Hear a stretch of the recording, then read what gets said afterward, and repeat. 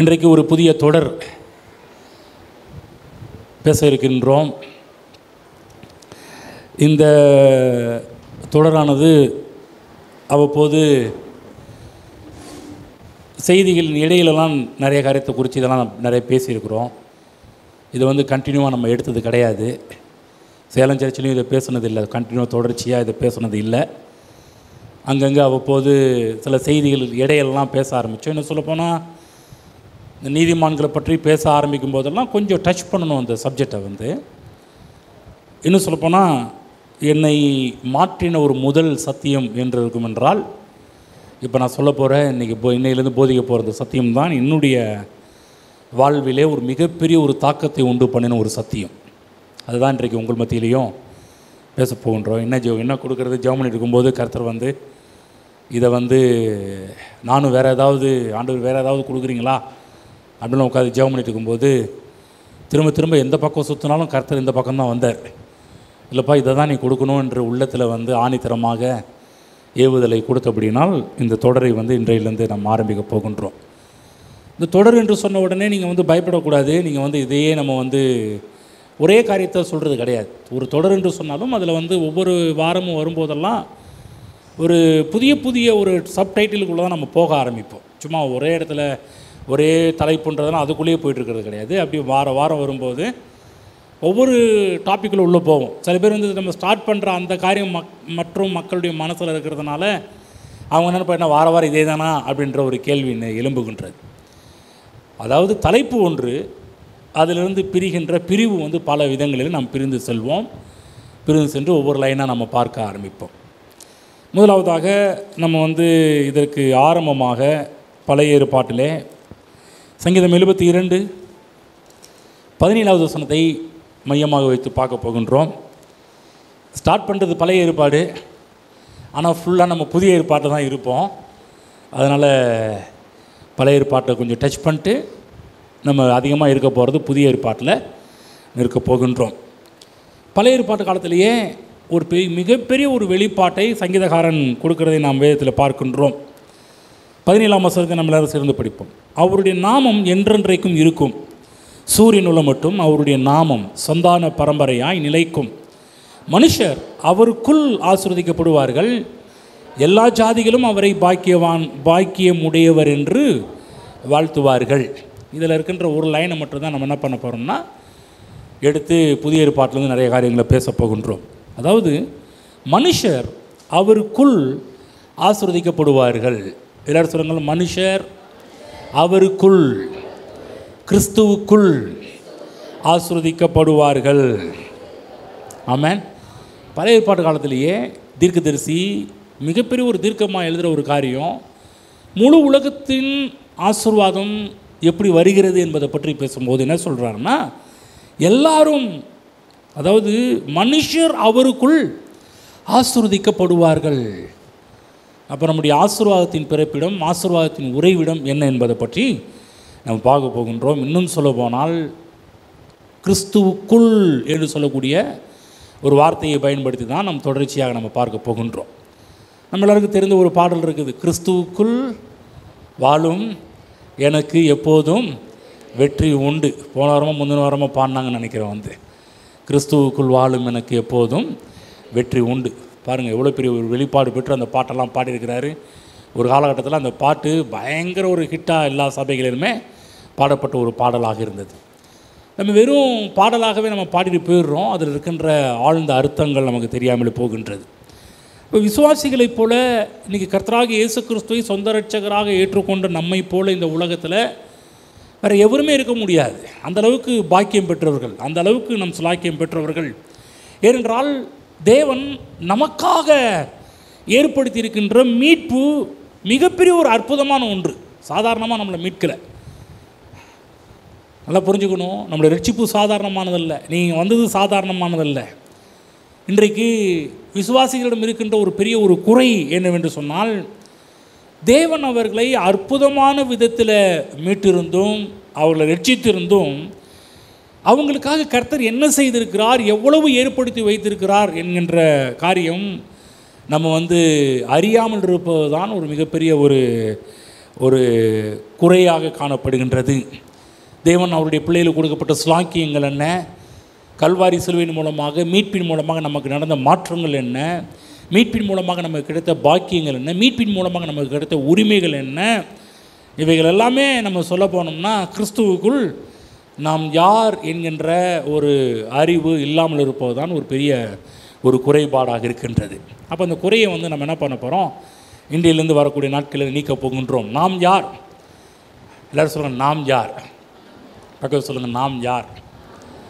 என்ன செய்தின்னா, நாம் யார், எங்கே? கிறிஸ்துவுக்குள் நாம் யார்?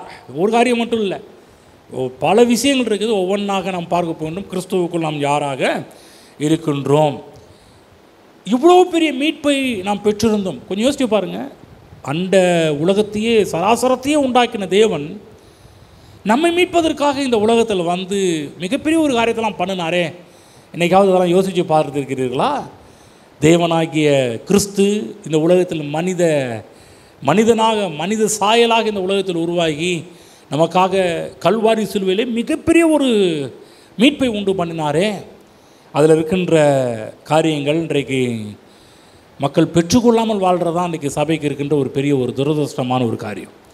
ஆகவே இன்றையிலிருந்து நம்ம பார்க்க போகிறோம், மீட்பின் மூலமாக தேவன் நம்முடைய வாழ்வில் செய்த நன்மைகள் என்ன, கல்வாரியிலே சிலுவையிலே இயேசுவின் மூலமாக தேவன் நமக்கு செய்த விஷயம் என்ன, இன்றைக்கி சபை எதை மறந்து விட்டது, இன்றைக்கி சபை எதை பின்பற்ற வேண்டும் என்பதெல்லாம் பற்றி பேச போகிறோம். அதுக்கு முன்னாடி ஒரு கதை சொல்லிட்டு ஸ்டார்ட் பண்ணலான் இருக்கிறேன். அதாவது இன்றைக்கு அநேக பணக்கார தரித்திரர்கள்லாம் இந்த உலகத்தில் நிறைய பேர் இருக்கிறாங்க. நீங்கள் என்னங்க பணக்காரன்னு சொல்கிறீங்க, அதை நாங்கள் தரித்திரர்னு சொல்கிறீங்க அப்படின்னு. ஆமாம், இந்த கதையை நான் ஏற்கனவே சொல்லியிருக்கிறேன். ஆனாலும் இன்றைக்கி ஒரு சிலர்லாம் புதுசாக வந்திருக்கிறதுனால இந்த கதையை திரும்ப சொல்ல விரும்புகிறேன். இதில் தான் கொஞ்சம் என்ன பண்ண போகிறோன்னா உள்ளே கொஞ்சம் போகப்பார்.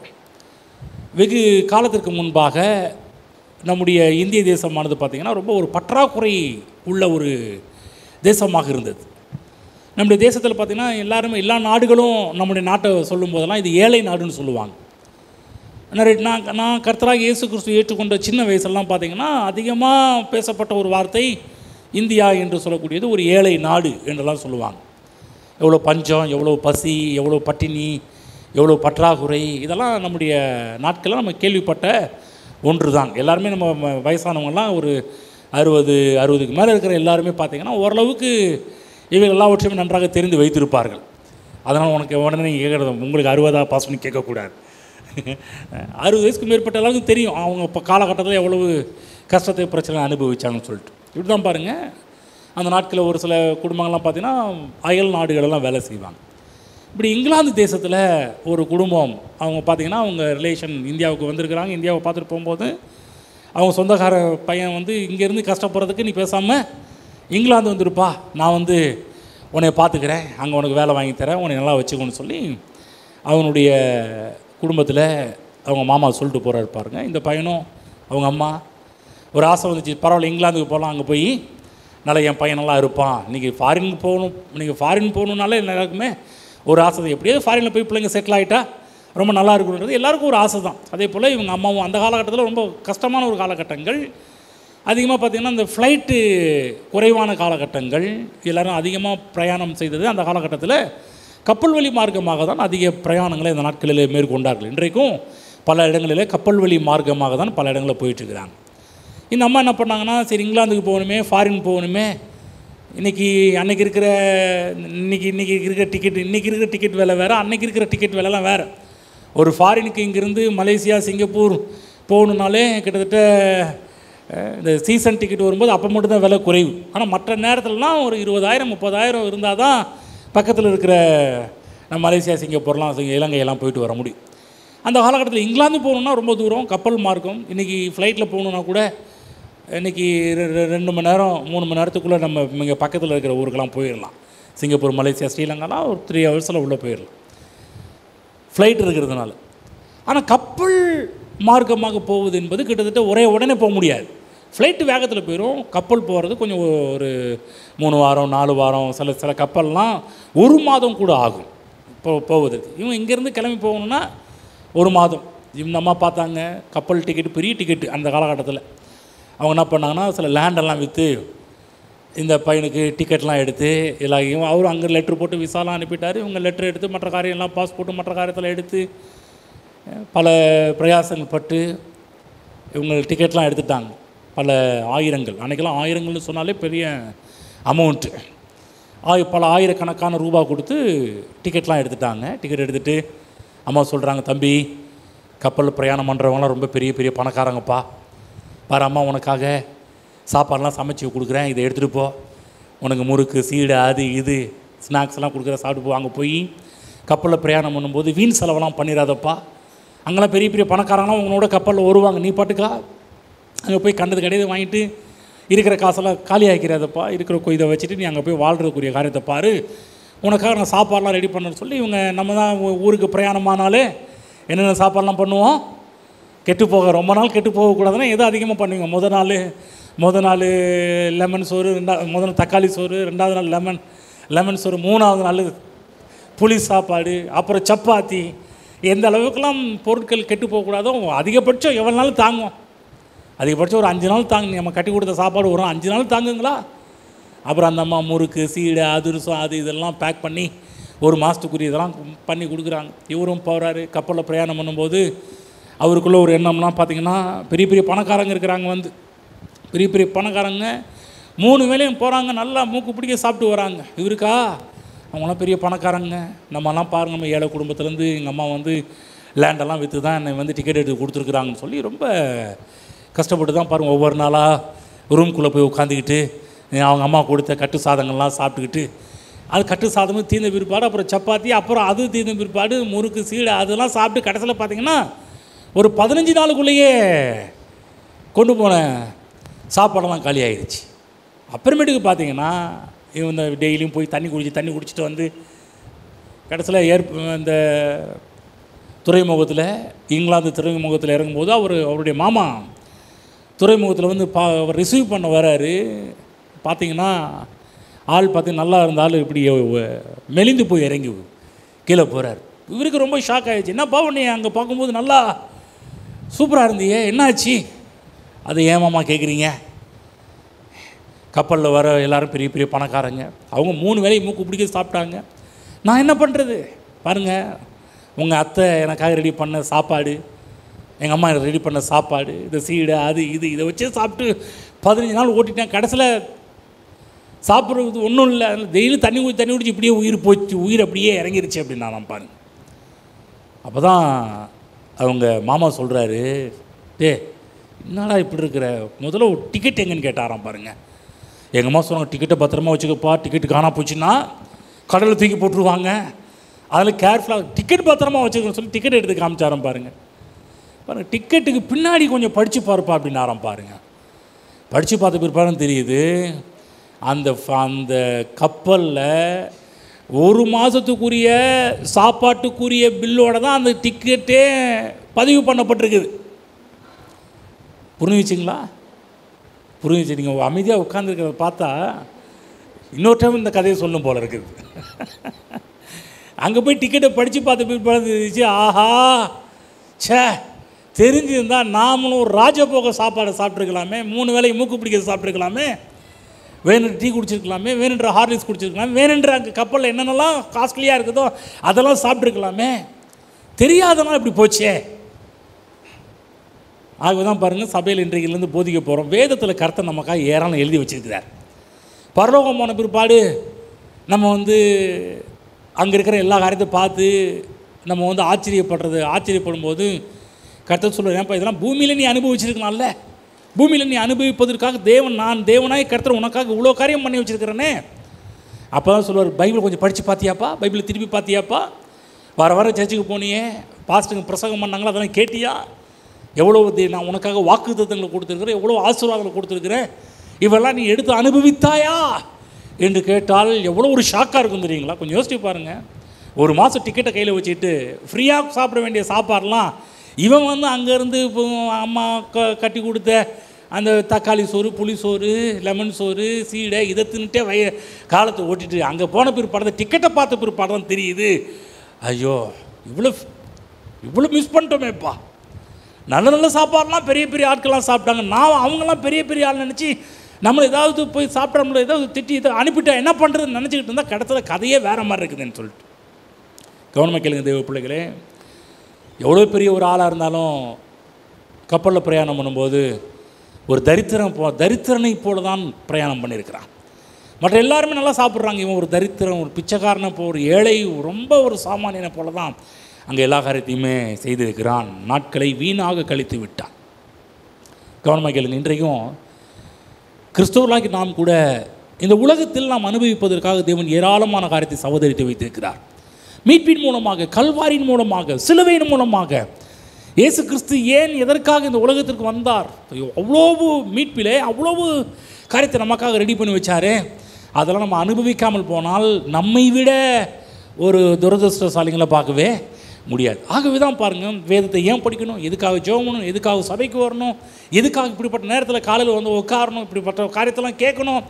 நான் சொல்கிறேன், இதில் இருக்கிற மேன்மைகள், இதில் இருக்கிற மகிமை, இருக்கிற நீங்கள் யார், நீங்கள் எப்படிப்பட்டவர்கள், உங்களுடைய உரிமைகள் என்ன, உங்களுடைய சாக்கியங்கள் என்ன, உங்களுக்கு என்ன கொடுக்கப்பட்டிருக்கிறது, நீங்கள் என்னவாக இருக்கிறீர்கள், இதெல்லாம் நீங்கள் தெரிந்து கொள்ள ஆரம்பிச்சிங்கன்னு நான் சொல்கிறேன், இந்த உலகத்தில் நீங்கள் வாழ்கிற வாழ்க்கையை வேறு மாதிரி இருக்கும். எல்லோரும் வாழ்கிற மாதிரி வாழ மாட்டீங்க. நீங்கள் யாருன்னு தெரிஞ்சிருச்சுன்னா உங்களுடைய அந்தஸ்து வேறு மாதிரி இருக்கும், உங்களுடைய நடை உடை பாவனை எல்லாமே வேறு மாதிரி இருக்க ஆரம்பிக்கும்.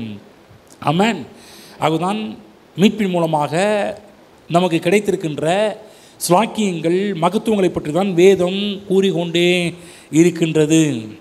இவ்வளவு கூறினாலும் இன்றைக்கு நிறைய கிறிஸ்தவர்கள் ஒன்றுமில்லாதவர்களைப் போல தான் பூலோகத்தில் வாழ்ந்து கொண்டிருக்கிறார்கள். எனக்கு தெரியும், எவ்வளவோ கிறிஸ்தவங்க பரதேசியாகவே செத்து போனாங்க, எவ்வளோ கிறிஸ்தவங்க கஷ்டப்பட்டு செத்து போனாங்க, எவ்வளோ கிறிஸ்தவங்க கடன்பட்டு செத்து போயிருக்கிறாங்க, எவ்வளோ கிறிஸ்தவங்க சாப்பிட்ற வழி இல்லாமலாம் செத்து போயிருக்கிறாங்க. இல்லைங்க, நமக்கே தெரியும் சில கிறிஸ்தவங்களுடைய ஹிஸ்ட்ரி பழைய, நான் சொல்கிறது ஒரு 40-30 வருஷம் 40 வருஷத்துக்கு முன்னாடி வாழ்ந்த கிறிஸ்தவர்களுடைய நிலைமையெல்லாம் பார்த்திங்கன்னா ஒரு சொல்கிற மாதிரி இல்லை. ஒரு கஷ்டத்துலேயும் பிரச்சனையிலையும் பாடுகள்லையும் வேதனையிலையும் போராட்டங்கள்லையும் தான் இறந்து போயிருக்கிறார்கள். வாழ்க்கை அனுபவிக்க முடியாமலே போயிருக்கிறார்கள். ஏன்? தேவன் அவ்வளோ காரியத்தை இதில் எழுதியிருந்தோம், அவங்க என்ன பண்ணணும், ஒரு சில காரியத்தை மட்டும் பிடிச்சிக்கிட்டு இதுதான் கிறிஸ்தவ வாழ்க்கை என்று சொல்லி அப்படி போய்விட்டார்கள். ஆகதான் நம்ம என்ன பண்ணுறோம், எல்லாவற்றையும் எடுத்து நாம் காண்பிக்கின்றோம். சில நேரத்தில் மற்ற சபைகள் காண்பிக்காத பல காரியத்தெல்லாம் நம்ம காமிக்கிறோம். ஏன்னா நீங்கள் நன்றாக இருக்க வேண்டும் என்பதற்காகத்தான். ஆமென். அதாவது பரலோகத்துக்கு போன பிற்பாடு உங்களுக்கு அதிர்ச்சி உண்டாகக்கூடாது. பரலோகத்துக்கு போன பிற்பாடு ஆஹா இது பூமியிலே தெரிஞ்சிருந்தால் இதெல்லாம் நம்ம அனுபவிச்சிருக்கலாமேண்டா அப்படின்லாம் நினைக்கிற அந்த ஃபீலிங் வரக்கூடாது. ஆகதான் இன்றைக்கே நான் சொல்கிற, தொடர்ந்து சத்தியத்தை கேளுங்கள், தொடர்ந்து வேதாகமத்தை படிங்க. வேதாகமத்தை படிக்கும்போது தேவன் உங்களுக்காக வைத்திருக்கிற ஆச்சரியமான காரியத்தில் நீங்கள் பார்க்க ஆரம்பிப்பீர்கள். ஆமென். நான் சொல்கிற தேவ பிள்ளைகளே, வாழ்நாள் முழுவதுமே அநேக கிறிஸ்தவர்கள் பரலோக வாழ்வு மட்டும்தான் போதும் என்று சொல்லி பூலோக வாழ்க்கையை அற்பமாக எண்ணி அநேக கிறிஸ்தவங்க பரலோகம் பரலோகம் பரலோகம் பரலோகம்னு பேசி அவங்க என்ன பண்ணாங்க, பரலோகத்துக்கு போயிட்டாங்க. இந்த உலகத்தில் நன்றாக வாழாமல் ஒரு விஷயம் சொல்ல போகிறேன் பாருங்கள், ஒரு விஷயம் காமிக்க போகிறேன். பரலோகம் சென்று பார்த்தால் பரலோகம் என்ன பண்ணுதுன்னா நமக்கு பூலோகம்னு போதிச்சிட்டு இருக்குது. கவனமாக கேளுங்க, சொல்ல என்னெல்லாம் இருக்கணும், எங்கள் பரலோகத்தெல்லாம் பற்றி போதிக்கக்கூடாதா, வெளிப்படுத்தின விசேஷம்லாம் கொஞ்சம் டச் பண்ணக்கூடாதா, வெளிப்படுத்தின விசேஷத்தில் கொஞ்சம் பரலோகத்தின் காரியத்தெல்லாம் எடுத்து பேசக்கூடாதா. நிறைய பேருக்கு ஒரு ஆசை இருக்கும், என்னங்க இந்த பாஸ்ட்டு பரலோகத்தை பற்றி பேச மாட்டேன்றாரு, வருகையை பற்றி பேச மாட்டேன்றாரு. இதெல்லாம் பேசினாலும் மக்களுக்கு கொஞ்சம் பயம் உண்டாகும், மக்களுக்கு ஒரு எச்சரிப்பு உண்டாகும், மக்களுக்கு ஒரு ஆர்வம் உண்டாக ஆரம்பிக்கும். வருகையெல்லாம் பற்றி பேசினாலும் ரொம்ப நல்லாயிருக்கும். திரும்ப சொல்கிறேன், வருகைக்கு எதிரி கிடையாது, கர்த்தர் நிச்சயமாக வருவார் என்பதை நான் விசுவாசிக்கின்றேன். வேதம் சொல்கின்றது, வேதம் சொல்வதை நான் விசுவாசிக்கின்றேன். நான் கேட்குற, கர்த்தர் இயேசு வருவாரா? என்னங்க நல்லா தான் சொல்லுங்களேன். வருவார், நிச்சயம் வருவார். ஒரு நாள் என்னை கொண்டு செல்வார் என்ற உறுதி நமக்கு இருக்கின்றது, இல்லைங்களா? நிச்சயம் பரலோகம் என்ற ஒன்றும் இருக்கிறது, பரலோகம் இல்லை என்று நாம் சொல்ல வரவில்லை. ஏன்னா ஒரு சில ஆட்கள்லாம் பரலோகமே இல்லைன்ற சொல்கிறாங்க, நரகமும் இல்லைன்றாங்க. சில ஆட்கள்லாம் குரூப்லாம் இருக்கிறாங்க. நம்ம அதை பற்றி பேசியிருக்கல. பரலோகம் இருக்கிறது என்பதை விசுவாசிக்கிறோம், கர்த்தராகிய இயேசு கிறிஸ்து வருவார் என்பதையும் நாம் விசுவாசிக்கின்றோம். ஆனால் ஒரு காரியம் கேளுங்க, பல வசனத்தை காமிக்க போகிறேன். நம்ம பரலோகம்னு பேசிட்டு இருக்கிறோம், பரலோகத்துக்கு எப்படியாவது போயிடணுங்க, பரலோகத்துக்கு எப்படியாவது. எனக்கு தெரிஞ்ச 30-40 வருஷத்துக்கு முன்னாடி வாழ்ந்த கிறிஸ்தவங்கள்லாம் இன்றைக்கி ஒரு சில ஆட்கள் இருக்கிறாங்க, எப்படியாவது பரலோகம் போயிடணுங்க, எப்படியாவது பரலோகம் போயிடணுங்க. பரலோகம் போகிறது ரொம்ப ஈஸி. பகவத் சொல்லுங்க, பரலோகம் போகிறது ஈஸி. அதுக்கு ஒரே வழி என்ன தெரியுமா? செத்தா போதும். ஆண்டவராகிய இயேசு கிறிஸ்துவை ஏற்றுக்கொண்டு ரட்சிக்கப்பட்டவர்கள் ஒன்றில் இறந்தால் போதும் பரலோகம் போயிடலாம். ஆனால் அது ஈஸியான வழி. இது கர்த்தராகிய இயேசு கிறிஸ்துவை ஏற்றுக்கொண்டு இந்த உலகத்தில் கிறிஸ்துவுக்காக வாழ்கின்ற ஒரு வாழ்க்கை இருந்தாலும் பரலோகம் போயிடலாம். ஆனால் நம்ம என்ன போதிக்கிறோம்? டஃப்பான காரியத்தை போதிக்கிறோம். என்ன இந்த உலகத்தில் வாழ்கிற ஒரு வாழ்வு. நான் சொல்கிறேன், இந்த உலகத்தில் வாழ்கிறது ரொம்ப கஷ்டம், இந்த உலகத்தில் வாழ்கிறது ரொம்ப பாடு. ஆனால் இந்த உலகத்தில் எப்படி வெற்றியாக வாழ்வது, இந்த உலகத்தில் எப்படி ஸ்லாக்கியத்தோடு பாக்கியத்தோடு வாழ்வது என்பதுதான் முக்கியமான ஒரு விஷயம். இப்போ பரலோகம் போகும்போது சொன்னேன், பரலோகம் அங்கேருந்து சொல்லுது, பூலோகம்னு பரலோகம் போதிச்சுட்டு சில வசனத்தெல்லாம் எடுத்து நீங்கள் தான் படிக்க போகிறீங்க, படிங்க பார்க்கலாம். யோவான் 3:16. யோவான் 3:16 சொல்லும்போதே நம்ம இந்த வசனத்தை சுவிசேஷத்திற்காக நம்ம அதிகமாக இந்த வசனத்தை பயன்படுத்துவோம். என்ன யாருக்குமே நிறைய சண்டே கிளாஸ் பிள்ளைகளுக்கு இந்த வசனம் தெரியாத கிடையாது. எல்லா சண்டே கிளாஸ் பிள்ளைகளுக்கும் இந்த வசனம் தெரியும். ஆனால் சண்டே உள்ள பிலீவர்களும் தெரிய மாட்டேங்குது. அதனால் கொஞ்சம் படிப்போம், படிங்க பார்க்கலாம்.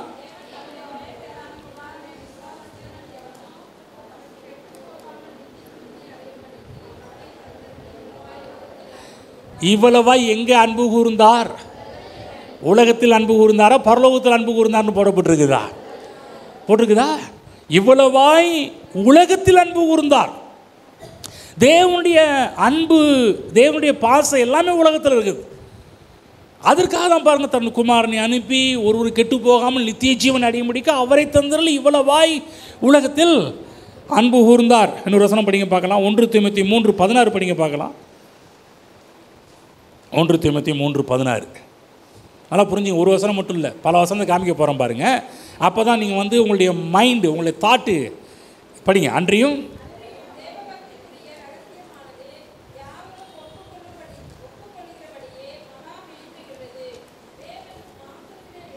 மாம்சத்திலே வெளிப்பட்டார்,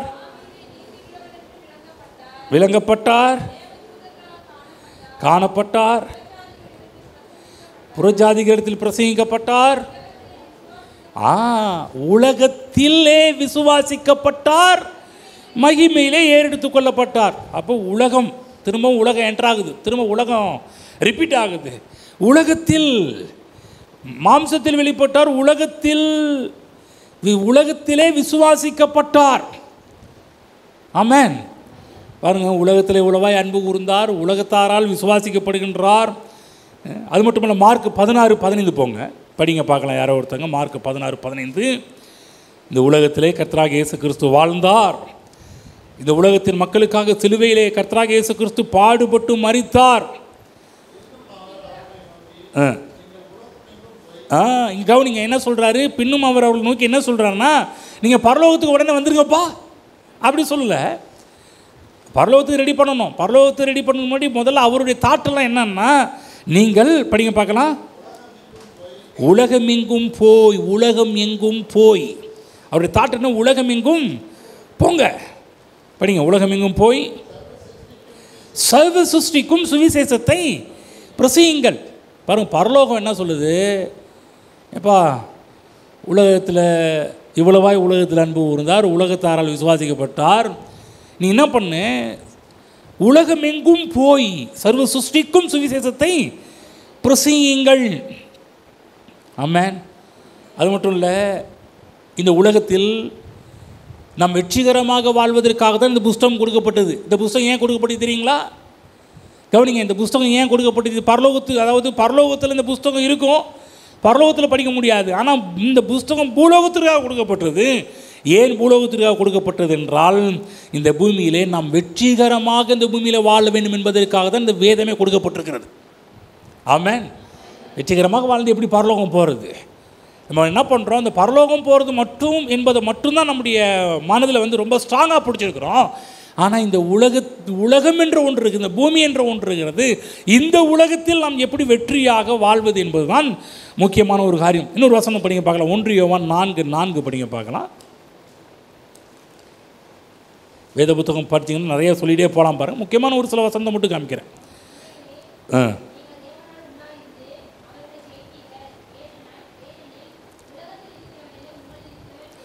ஆமென். திரும்ப இங்கே அதை தான் பேசுகிற. உலகத்தில் இருக்கிறவனில் உங்களில் இருக்கிறவர். எப்போதும் வேதம் நம்மளை ஜாயின் பண்ணும்போதே எவ்வளோ அழகாக சொல்லுது. உலகத்தில் இருக்கிறவனை காட்டிலும், உலகத்தில் எவ்வளோ பெரிய ஆள் இருக்கிறான்னு நீ நினச்சிட்டு இருக்கலாம், ஆனால் அதை காட்டிலும் உனக்குள் இருக்கிறவர் பெரியவர். ஆமென். அது மட்டும் இல்லை பாருங்கள், உங்கள் எபிரேயர் 1:14 போங்க. எபிரேயர் 1:14 படிங்க பார்க்கலாம். அது மட்டும் இல்லாமல் பரலோகத்தில் இருக்கிற எல்லா தேவதூதர்களும் இப்போ என்ன பண்ணிகிட்டு இருக்கிறாங்க? ஒரு குரூப் வந்து பரலோகத்தில் இருந்துக்கிட்டு சேரியில் கர்த்தர் பரிசுத்தர் பரிசுத்தர் என்று பாடிக்கிட்டு இருந்தாலும் துதிச்சுக்கிட்டு இருந்தாலும் மறு கூட்டம் என்ன செய்கிறது என்பதை பற்றி பார்த்தீங்கன்னா 1:14 படிங்க பார்க்கலாம். படி, கரெக்டு தான்.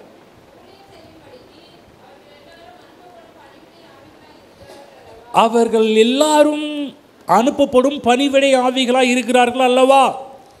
கவனிங்க, இந்த உலகத்திலே கர்த்தராகிய இயேசு கிறிஸ்துவை சொந்த இரட்சகராக ஏற்றுக்கொண்ட ஒவ்வொருவருக்கும் பணிவிடை செய்யும்படிக்கு தேவதூதர்கள் நியமிக்கப்பட்டிருக்கிறார்கள். இன்னும் சொல்லப்போனால் பரலோகத்தில் இருக்கிற தேவதூதர்களுடைய எல்லா டீமும் எங்கே இருக்கிறாங்கன்னா பூலோகத்தில் விசிட் பண்ணி பூலோகத்தில் நமக்காக வேலை செஞ்சுட்டு இருக்கிறாங்க. பக்கத்தில் சொல்ல கவலைப்படாதீங்க, பக்கத்தில் சொல்ல கவலைப்படாதீங்க. பரலோகத்தின் வல்லமையே உங்களை சுற்றிலாம் இருந்து கொண்டிருக்கிறது. புரியுதுங்களா? பரலோகம் என்னத்தை போதிக்குது? பூலோகம்னு போதிச்சிருக்கு. நம்ம என்ன பண்ணுறோம்? எப்படியாவது பரலோகம் போயிடணுங்க. அதனால தான் பாருங்கள், இந்த உலகத்தில் நல்ல ஒரு வாழ்வு வாழல, நல்ல ஆரோக்கியமாக இல்லை, எப்படியாவது செத்தா பரலோகம் போகலாம் என்ற லெவலில் தான் வாழ்ந்துட்டுருக்கிறோம். ஆகவே தான் பாருங்கள், நான் இயேசு கிறிஸ்துவை ஏற்றுக்கொண்ட காலகட்டத்தில் மக்கள் மரிப்பதற்கு நிறைய ஆசைப்பட்டாங்க. எப்படியாவது சாகணும், எப்படியாவது சாகணும், எப்படியாவது சாகணும். நான் கூட பாருங்கள் அப்படி தான் பாருங்கள், எப்படியாவது சாகணும்னு தான் ஊழியத்துக்கு வந்தேன். கடைசியில் பார்த்தா கர்த்தர் பிளானை மாற்றினேன்ப்பா, உன்னை சாகிறதுக்காக நான் வந்து தெரிந்து கொள்ளல, நீ வாழ்வதற்காக உன்னை வச்சிருக்கிறேன்னார். என் பிளான் எல்லாமே பாருங்கள் எப்படியே ஒரிசா போகணும். என்னுடைய அந்த டைமில் தான் பாருங்கள் ஸ்டெயின்ஸ் அவங்க கிரகம் மறிக்கிற அந்த டைம்லாம் அந்த சீசன் தான். அந்த டைமில் தான் அவங்க போகிறாங்க. நான் போகக்கூடிய அந்த டைமில் தான் அவங்களும் உள்ளே என்ட்ராகிறாங்க. பிற்பாடு தான் கேள்விப்படுறேன் இப்படிலாம் அவங்க ஜீப்பில் எரிச்சிட்டாங்கன்னு சொல்லிட்டு. சொல்லப்போனால் ஒரிசாவுக்கு போகணுன்ற பிளானை எப்படியாவது கர்த்தருக்காக மறித்து எப்படியாவது பரலோகம் போகலாம் என்ற ஒரு லெவலில் தான் என் தாட்டில் அவ்வளோவா அந்த காலத்தில் டீச்சிங் எல்லாமே எப்படியாவது பரலோகம் போகணும், எப்படியாவது பரலோகம் போகணும். அதுவும் ஏன் என்னம்னா எப்படியாவது சாகணும், எப்படியாவது மறிக்கணும், எப்படியாவது எவன்ட்டையாவது அடி வாங்கணும், எவனாவது கல் எடுத்து என் மேலே போடணும், எவனாவது அருவாலை கொண்டு வந்து வெட்டணும். இப்படி செத்து போனால் சீக்கிரம் நல்ல ரெக்கார்டு வரும். நல்லா இந்த உலகத்தை கர்த்தருக்காக வாழ்ந்து ஒரு மனுஷன் கர்த்தருக்காக இந்த இடத்துல போய் மறிச்சிருக்கிறாரு. அது மட்டும் இல்லை, அடுத்த கிரெடிட் என்னன்னா பரலோகத்துக்கு போயிடுவோன்ற ஒரு லெவல். இப்படி தான் பாருங்கள், நான் ரட்சிக்கப்பட்ட சின்ன வயசுலலாம் இப்படிப்பட்ட ஆசைகள், இப்படிப்பட்ட ஒரு உணர்ச்சிகள் தான் அதிகமாக சபைகளிலே கிளப்பப்பட்டது. ஆனால் வேதத்தை படித்து பார்த்த பிற்காலத்தில் தெரியுது, வேதம் முழுக்க இந்த பூமியில் எப்படி வாழணும், இந்த பூமியில் எப்படி வச்ச உன்னை கர்த்தர் இந்த பூமியில் வைத்திருக்கிற நாளிலே நீ எப்படி வாழணும், எந்த அளவுக்கு இருக்கணும், தேவன் உனக்காக மீட்பின் மூலமாக ஏற்படுத்தின ஸ்லாக்கியங்கள், உரிமை, பாக்கியங்கள் இவைகளெல்லாம் எப்படி தெரிந்து வாழ வேண்டும், உனக்கு இருக்கிற மதிப்பு என்ன, உனக்கு இருக்கிற மரியாதை என்ன, உனக்கு இருக்கிற அந்தஸ்து என்ன, கிறிஸ்துவுக்குள் நீ எப்படிப்பட்டவனாக இருக்கிற. நான் உங்களுக்கு காமிச்சேன் இல்லையா, கிறிஸ்துவுக்குள் நம்முடைய ஸ்தானமே உன்னதங்களில் அவருக்குள்ளே உட்காந்துருக்குறோம். நம்மளை எழுப்பி அவரோட பிதாவுடைய வலது பக்கத்தில் உட்காந்துருக்குறோம். எப்படி நம்ம போய் உட்கார முடியாது, ஆனால் கிறிஸ்து இயேசுவுக்குள் நம்மளை கொண்டு போய் வச்சு அவர் மூலமாக நாம் பரலோகத்திலே அவருடைய வலது பக்கத்தில் உட்கார்ந்து இருக்கிறவர்களாக இருக்கின்றோம். ஆமென். பாருங்கள், பரலோகம் என்ன போதிக்குதுன்னா பூலோகம் போதிச்சிட்டு இருக்குது. ஆக நான் சொல்கிறேன், இந்த பூமியிலே நீங்கள் வெற்றியுள்ள வாழ்க்கை வாழ்வது தேவ திட்டம். இந்த பூமியிலே செல்வ செழிப்பாக இருப்பது தேவ திட்டம். இந்த பூமியிலே நல்ல வாழ்க்கை வாழ்ந்து நம் மூலமாக கர்த்தருடைய நாமத்தை மகிமைப்படுத்த வேண்டும் என்பது தேவனுடைய திட்டமாக இருக்கின்றது, தேவனுடைய நோக்கமாக இருக்கின்றது, தேவனுடைய ஆசையாக இருக்கின்றது. இந்த பூமியிலே சொல்லுங்க, இந்த பூமியிலே. ஆமென். திரும்ப சொல்கிற தேவ பிள்ளைகளே, பூமியை பற்றி போது பரலோகம் இல்லை நான் சொல்ல போதிக்கல, கண்டிப்பாக பரலோகம் ஒரு நாள் செல்வோம்.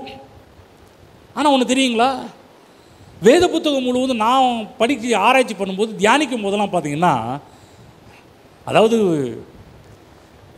பரலோகம் எப்படி பரலோகத்துக்கு வரணுன்றதுக்கு காட்டிலும் நீடித்த நாட்களால் நான் உன்னை திருப்தியாக்குவேன், உன் ஆயுசு நாட்களை பூர்ணப்படுத்துவேன், என்னாலே உன் ஆயுசு நாட்கள் பெருகும், கழுகுக்கு சமானமாய் உன் வயது திரும்ப வாழ வயது போலாகும். தேவன் பேசுவது எல்லாமே பார்த்தீங்கன்னா, நீ காலத்துக்கு முன்னாடி வந்துடுவ, காலத்துக்கு முன்னாடி டிக்கெட் வாங்கிடுவ, அவ்வளோதான். வேத புத்தகம் அதிகமாக இந்த பூமியை சாவதை பற்றியே போதிக்கலை. நல்லா புரிஞ்சுங்க, இங்கே இருக்கிற எல்லாரும் புரிந்து கொள்ள வேண்டிய ஒரு காரியம், வேத புத்தகம் உங்கள் சாவை பற்றி போதிக்கிற புத்தகம் கிடையாது. வேத புத்தகம் இந்த பூமியில் நீங்கள் வாழ்கின்ற வாழ்வை பற்றி போதிப்பது தான் வேத புத்தகம். பக்கத்துக்கு புரிஞ்சிச்சா கேளுங்க,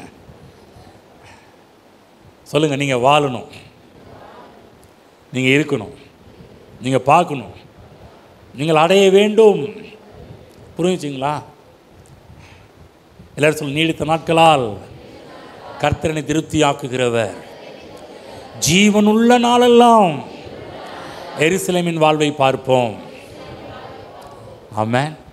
நன்மையும் கிருபையும் உன்னை தொடர்ந்து வரும். இப்படி தான் பேசுகிறார் ஆண்டவர். எப்போ பாசிக்கிற ஒருவ ரட்சிக்கப்பட்ட உடனே கேட்குறாரு, எப்போ ரெடி ஆகிட்டியா? டூராக போகிறோம் எங்க? இந்த பூமியிலே நமக்கென்று தேவன் வைத்த நோக்கங்கள், திட்டங்கள், தரிசனங்கள் இருக்கிறது. அவைகள் எல்லாம் நிறைவேறாமல் ஒரு நாள் நம்ம இங்கேருந்து போகணும்னு ஆசைப்படக்கூடாது.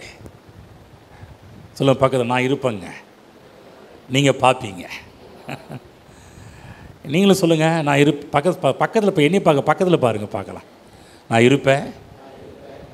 சொல்ல, நான் இருப்பேன், நீங்களும் பார்ப்பீங்க, உங்கள் சந்ததிகள் என்னை பார்க்கும். ஆமென். புரிஞ்சுங்களா? கவனமாக கேளுங்க. சிலுவை மரணத்தின் மூலமாக தேவன் நம்மை மட்டும் மீட்டு கொண்டார் என்று கிடையாது. மீட்பில் நம்மை மட்டும் கிடையாது. நான் சொல்கிறேன் பாருங்கள், இந்த பாவத்தின் நிமித்தமாக இந்த உலகம் சாபத்துக்குள்ளாக போனது. இந்த சர்வ சிருஷ்டியையும் கர்த்தர் மீட்டுக் கொள்வது தேவனுடைய திட்டமாக, நோக்கமாக இருக்கின்றது. நம்மை மட்டுமல்ல, சர்வ சிருஷ்டியும். இன்றைக்கி மனிதன் செய்த பாவத்தினால் சர்வ சிருஷ்டியும் பார்த்திங்கன்னா இன்றைக்கு வேதனை அனுபவித்து கொண்டிருக்கிறது. ஒரு நாள் அதுவும் நித்திய மீட்பை அது சந்திக்க போகின்றது. அப்போ இந்த உலகத்தில் இருக்கிற நாம் எல்லாருமே, இந்த உலகத்தில் கர்த்தராக இயேசு கிறிஸ்துவை சொந்த ரட்சகராக ஏற்றுக்கொண்டு வாழ்ந்துட்டு இருக்கிறவங்க ஜெயிக்கிறவர்களாக வாழ வேண்டும், வெற்றியுள்ளவர்களாக வாழ வேண்டும், மேற்கொள்ளுகிறவர்களாக வாழ வேண்டும், முற்றும் ஜெயம் கொள்ளுகிறவர்களாக வாழ வேண்டும். அதுதான் இப்படிப்பட்ட ஒரு வாழ்வை வாழ வேண்டும் என்றால் தேவனுடைய திட்டத்தையும் நோக்கத்தையும் அறிந்து கொண்டவர்களாக இருந்தால் மட்டும்தான் தேவனுக்காக இந்த பூமியிலே வெற்றியுள்ளவர்களாக நாம் இந்த பூமியிலே வாழ முடியும். ஆமென். அப்போ இந்த பூமியில் வாழும்போது ஒரு தேவனுடைய நோக்கம் நிறைவேற்றுவதற்காகவே நாம் வாழ வேண்டும் என்பதை புரிந்து கொள்ளுங்கள்.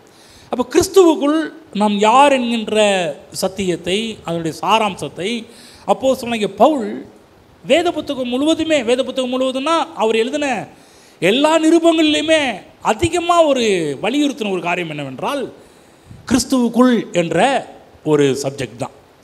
நான் உங்களுக்கு டெஸ்ட் வைக்கலாங்களா? இங்கே இல்லை, ஹோம்ஒர்க்கு வீட்டில் கொடுக்கலாங்களா? எத்தனை பேர் ஹோம்ஒர்க் கொடுத்தா கரெக்டாக எழுதிட்டு வருவீங்க? கண்டிப்பாக அதுக்கு ப்ரைஸ் கொடுக்குறேன்னு சொன்னால் எத்தனை பேர் எழுதுவீங்க? ஒன்றும் இல்லை, அப்போஸ்தலர் நடபடிகளிலிருந்து யூதா புஸ்தகம் வரையிலும் நீ வேதத்தில் கிறிஸ்துவுக்குள், அவருக்குள், அவர் மூலமாய், அவருடைய என்ற வார்த்தையெல்லாம் எத்தனை தடவை வருதுன்றத நீ நோட் பண்ணினீங்கன்னு ரொம்ப ஆச்சரியமாக இருக்கும். கவனமாக கேளுங்க, ஒரு விஷயம் சொல்கிறேன். மத்தேயு, மாற்கு, லூக்கா, யோவான் ஆகிய 4 சுவிசேஷங்களும் கர்த்தராகிய இயேசு கிறிஸ்து இந்த உலகத்தில் அவர் எப்படி வந்தார், எப்படி வாழ்ந்தார், எப்படி மரித்தார், எப்படி உயிர்த்தெழுந்தார், எப்படி, இதுதான் அதிகமாக போடப்பட்டிருக்குது இல்லைங்களா? நமக்கு தெரியும் இயேசு கிறிஸ்து எப்படி இந்த உலகத்தில் வந்தார், யார் மூலமாக வந்தார், எப்படி வாழ்ந்தார், இது எல்லாமே நமக்கு தெரியும். ஆனால் நம்ம அதுவும் முக்கியம். மத்தேயு, மாற்கு, லூக்கா, யோவான் ஆகிய 4 சுவிசேஷம் முக்கியம். அது நம்ம படிக்க தான் இயேசு கிறிஸ்துவின் வாழ்க்கை, அவர் எப்படி வாழ்ந்தார் எல்லாமே நமக்கு தெரிய வரும். அது இல்லைன்னா நம்ம சுவிசேஷத்தை புரிந்து கொள்வது ரொம்ப கஷ்டமாக இருக்கும். ஆனால் அதோடு நின்று விடக்கூடாது.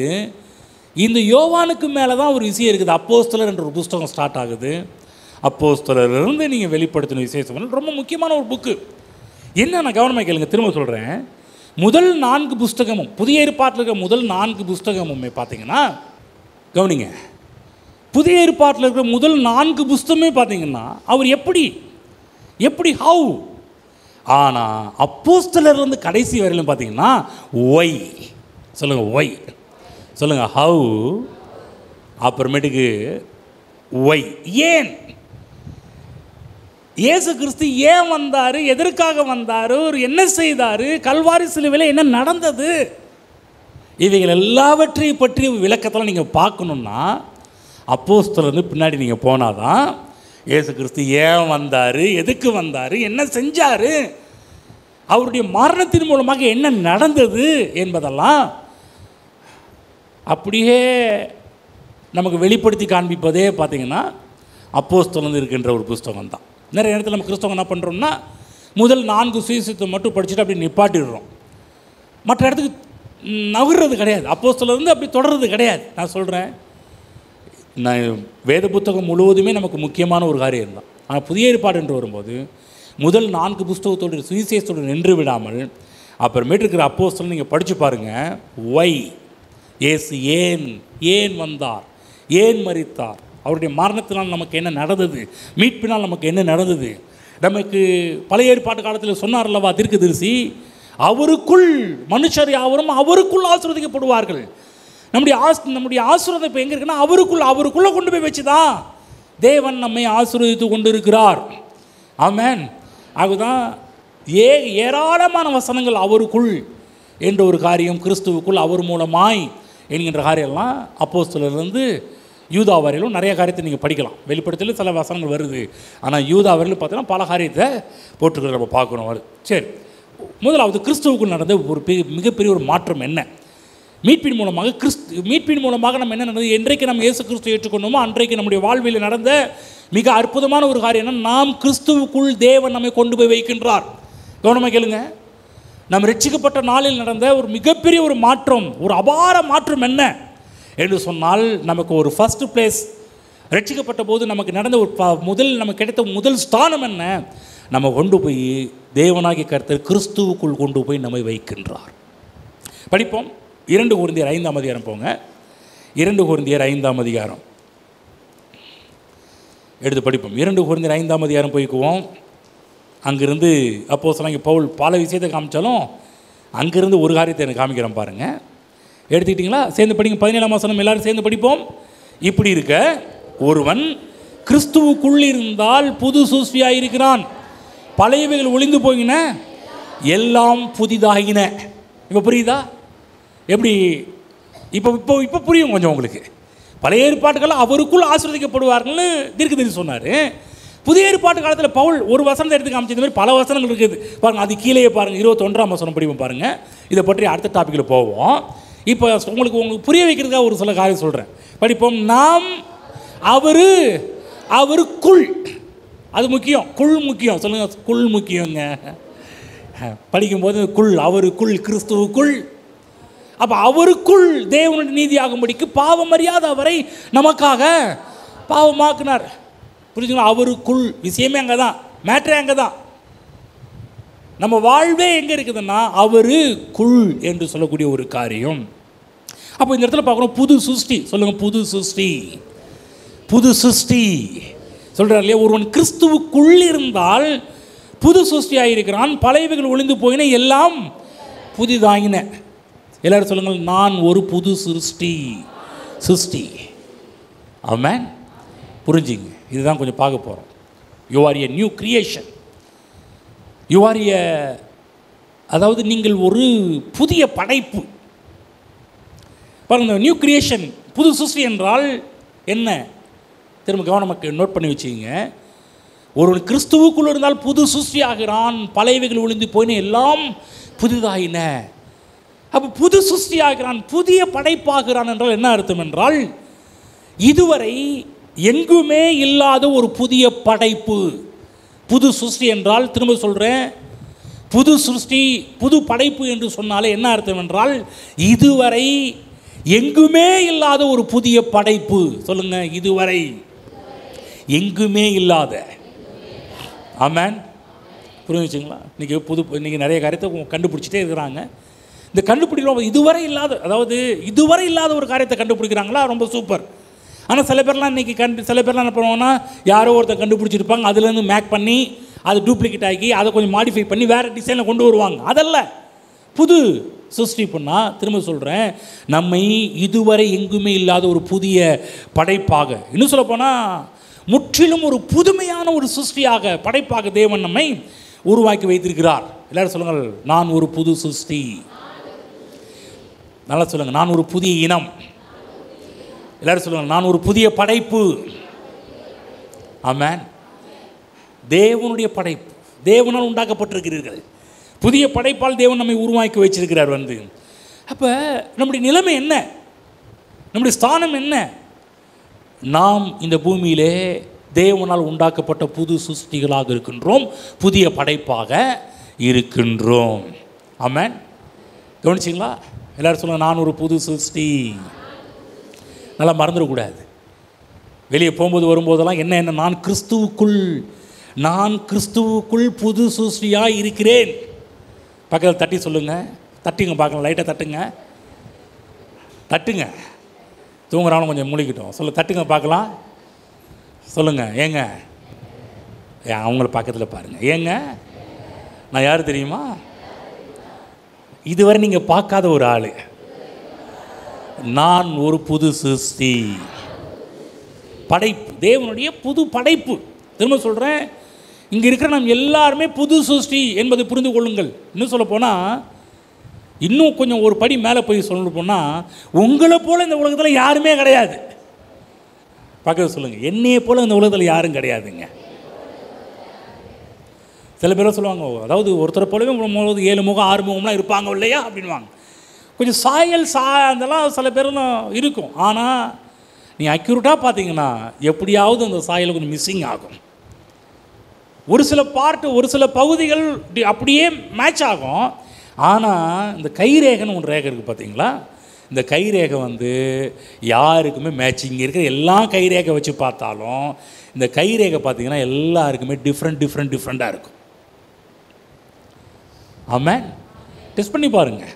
எல்லா கைரேகை எடுத்து நீங்கள் ஒரு அச்சு வச்சு பார்த்தீங்கன்னா எல்லாருடைய கை, நீங்கள் நினைக்கலாம் என்னங்க இந்த உலகத்தில் எத்தனையோ கோடி மக்கள் இருக்கிறாங்க, அப்புறம் எவ்வளோ கோடி மக்கள் இருக்கும்போது கைரேகை எல்லாம் எத்தனை கோடிகள் கடவுள் டிசைன் பண்ணி வச்சுருக்காரு பாருங்க. நான் சொல்ல போனால் நீங்கள் ஒரு புது படைப்பு, புது சிருஷ்டி, புது இனம். ஆமாம். அப்போ நீங்கள் இந்த புது இனத்தை நீங்கள் புரிந்து கொள்ள வேண்டும். ஆகவே இதை குறித்து நம்ம கொஞ்சம் பேச போகிறோம். நான் பேச போகிற காரியங்கள்லாம் பார்த்தீங்கன்னா ஏற்கனவே உங்களோட கொஞ்சம் சில விஷயங்கள்லாம் பேசுகிறதுனால சில விஷயத்தை கொஞ்சம் வேகமாக போயிடுவேன். உங்கள்கிட்ட பேசாத சில விஷயங்களை மட்டும் என்ன பண்ணுவோன்னா நிறுத்தி நிதானமாக என்ன பண்ண போகிறோன்னா பேச போகிறோம். சரி, நீங்கள் புது சிருஷ்டி என்பதை நாம் புரிந்து கொள்ள வேண்டும். புது சிருஷ்டி என்பதை நம்ம புரிந்து கொள்ள வேண்டும் என்றால் மனிதனுடைய தன்மை என்ன என்பதை முதலாவது புரிந்து கொள்ள வேண்டும். மனிதனுடைய தன்மை என்று சொன்னால் என்னன்னா, ஒரு மனிதன் எப்படிப்பட்டவனாக உண்டாக்கப்பட்டிருக்கிறான். ஆதியிலே தேவன் மனுஷனை உண்டாக்கும் போது அவன் எப்படிப்பட்டவனாக கடவுள் மனுஷனை உண்டாக்குனார்.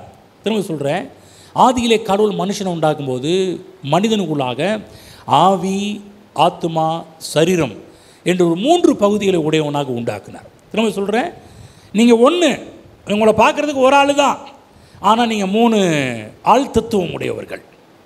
உங்களுக்குள்ளே என்ன இருக்குது? ஆவி இருக்குது, உங்களுக்குள்ளே மனம் என்று சொல்லக்கூடிய ஆத்மா இருக்குது, 3வது சரீரம் இருக்கிறது. நான் போன செய்தியிலே பார்த்தீங்கன்னா மனப்பான்மையை பற்றி போதிக்கும் போது அதிகமாக மனதை டச் பண்ணேன். ஆனால் இன்றைக்கி அதிகமாக மனதை டச் பண்ணல. மனதையே ஆட்டி படைக்கின்ற ஒன்று இருக்கிறது, ஸ்பிரிட், ஆவி. இவைகளுக்கு பற்றி இன்றைக்கி கொஞ்சம் சிறு காரியங்களை என்ன பண்ண போகிறோம்னா பார்க்க போகின்றோம். அப்போ கிறிஸ்துவுக்குள் நாம் என்னவா இருக்கிறோம் என்பதை புரிந்து கொள்ள வேண்டும் என்றால் மனிதன் எவ்வாறு சிருஷ்டிக்கப்பட்டிருக்கிறான் என்பதை முதலாவது நாம் புரிந்து கொள்ள வேண்டும். இது ரொம்ப அவசியம். நீங்கள் எவ்வாறு சிருஷ்டிக்கப்பட்டிருக்கிறீர்கள் என்பதை புரிந்து கொண்டால்தான் புது சிருஷ்டி என்ற காரியம் உங்களுக்கு புரிய வர ஆரம்பிக்கும். ஆகதான் திரும்ப சொல்கிறேன், மனிதன் ஆவி, ஆத்மா, சரீரம் உடையவனாக உண்டாக்கப்பட்டிருக்கிறான். பக்கத்தில் தட்டுங்க பார்க்கலாம். பக்கத்தில் தட்டி சொல்லுங்கள் பார்க்கலாம். நான் யார் தெரியுமா? பே சொல்லுங்கள் பார்க்கலாம். நான் அந்த ஒரு ஆவி சொல்லுங்கள் பார்க்கலாங்க. சொல்லுங்கள். அதாவது இட்லி சட்டியில் இருக்கிற அந்த ஆவி இல்லை. ஆவி வந்துருச்சா? இட்லி வந்துருச்சு. அந்த ஆவியை பற்றி சொல்லுது. பக்கம் சொல்லுங்கள், நான் ஒரு ஆவி. பயப்படாதீங்க. அவங்க ஆவின்னு மக்கள் பயந்துட்டு இருக்கிறாங்க. சொல்லப்போனால் நீங்கள் ஒரு ஆவி மனிதர்கள். உங்களுக்கு மனம் என்ற ஒன்று இருக்கிறது. இந்த ஆவியும் மனமும் இணைந்து சரீரம் என்ற ஒரு வீட்டிற்குள்ளாக வாழ்ந்து கொண்டிருக்கிறது. ஆமென். சொல்கிறது உங்களுக்கு புரியுதுங்களா? சொல்கிறது புரியுதா? இப்போ சொல்லுங்கள், நீங்கள் யாருன்னா இந்த ஆவி என்று சொல்ல பாருங்க, அதுதான் நீங்கள். பக்கத்தில் எனக்கு புரிஞ்சிச்சா? நான் காலையில் கொஞ்சம் ஹார்டான கொஞ்சம் இந்த மெசேஜ் கொஞ்சம் இதாக தான் இருக்கும். ஆனால் நீங்கள் புரிந்து கொள்ள ஆரம்பித்தால் இதில் இருக்கின்ற ஒரு எசன்ஸே வேறு மாதிரி இருக்கும், ரிசல்ட்டே வேறு மாதிரி இருக்கும். அதுதான் புரிந்து கொள்ளணும். இதை புரிந்து கொண்டால் நான் சொல்கிறேன், இந்த பூமியிலே உங்களை போல் சில பேரை சொல்லுவாங்க, இதெல்லாம் சிட்டி போன்ற இடத்துல போதிச்சா நல்லா இருக்கும்ல, இதை வந்து கிராமத்து மக்கள் மத்தியில் போதிச்சா அவங்களுக்கு எப்படிங்க புரியும்? ஒன்று சொல்லட்டுங்களா? எனக்கு ஆண்டவர் இயேசுவனுடைய அந்த மெத்தடு பார்த்திங்கன்னா, தேவன் ஆவியாக இருக்கிறார் என்ற ஒரு தியாலஜிக்கல் டீச்சிங், தியாலஜிக்கல் சப்ஜெக்ட். எனக்கெல்லாம் என்னங்க, ஒரு பரிசேன்ட்ட போதிச்சிருக்கலாம், ஒரு வேத பாரகன்ட்ட போதிச்சிருக்கலாம். அதாவது பரிசேன் நிக்கோதேமுக்கே பார்த்தீங்கன்னா ஆவியாக இருக்கிறான் என்ற மேட்டரை போதிக்கிறார், அவனுக்கே புரியல. ஆனால் இந்த சத்தியத்தை இயேசு கிறிஸ்து யார்கிட்ட முத டீச் பண்ணுறார்? கர்த்தர் ஆவியாக இருக்கிறார் என்பதை இயேசு யார்கிட்ட முத டீச் பண்ணுறாரு தெரியுங்களா? எவ்வளோ பெரிய டீச்சிங் தெரியுங்களா? கர்த்தர் ஆவியாய் இருக்கிறார் என்ற சத்தியத்தையே சாதாரண ஒரு சமாரிய பெண்ணிட்டு தான் டீச் பண்ணுறார், பாவியான ஒரு பெண்ணிட்டு தான் டீச் பண்ணுறார். சாதாரண ஒரு ஆள், சாதாரண ஒரு கிராமத்து பெண்மணி, சாதாரண ஒரு ஆள்கிட்ட தான் டீச் பண்ணுறார். ஆகதான் நான் என்ன விசுவாசிக்கிறேன்னா, தேவனுடைய வார்த்தையை டீச் பண்ணுறதுக்கு பட்டணத்தில் தான் இது டீச் பண்ணணும். இது கிராமத்தில் சில இந்த சத்தியத்தெல்லாம் கிராமத்து மக்களுக்கு ஏற்ற மாதிரி சொன்னால் தாங்க புரியும். ஆண்டவர் இயேசு அப்படி கிடையாது. எந்த இடத்துலையும் அவர் டீச் பண்ணும்போது அவர் கிராமமாக பட்டணமாக பார்க்கல, எல்லா இடத்துலையும் அவர் என்ன பண்ணார்? சத்தியமாக சொல்ல ஆரம்பித்தார். ஆக நான் விசுவாசிக்கிறேன், உங்களுக்கு எதை சொன்னாலும் உங்களுக்கு புரியும். ஏனென்றால் பரிசுத்த ஆவியானவர் உங்களுக்கு துணை நிற்கிறார். அவர் சொல்கிறார், நான் உனக்கு போதிப்பேன் இருக்கிறார். ஆக நான் சும்மா ஏதோ அவருடைய வாய், ஆனால் உங்களுக்கு போதிக்கிறது எல்லாமே அவர். அப்போ இந்த விஷயம் கொஞ்சம் ஹார்டான ஒரு காரியமாக இருந்தாலும் நான் ஆவியானவரின் ஒத்தாசையை நாடுகிறேன், ஆவியானுடைய உதவியை நாடி கொண்டிருக்கிறேன். அவர் உங்களுக்கு எல்லா காரியத்தையும் புரிய வைப்பாராக. இப்போ புரிஞ்சுங்க, நீங்கள் இப்போ யாருன்னா ஆவி, நீங்கள் ஒரு ஆவி மனிதன், உங்களுக்கு மனம் இருக்கிறது. நீங்களும் உங்கள் மனமும் இணைந்து இந்த சரீரம் என்ற வீட்டிற்குள்ளாக வாழ்ந்து கொண்டிருக்கிறீர்கள். ஆமென். சொல்கிறது புரியுதுங்களா? இன்னும் சொல்லப்போனால், இதை நீங்கள் புரிந்து கொள்ளவில்லை என்றால், உங்களுடைய ஆழ்த்துவத்தை புரிந்து கொள்ளவில்லை என்றால், வேதம் போதிக்கின்ற பல சத்தியத்தை உங்களால் புரிந்து கொள்ளவே முடியாது.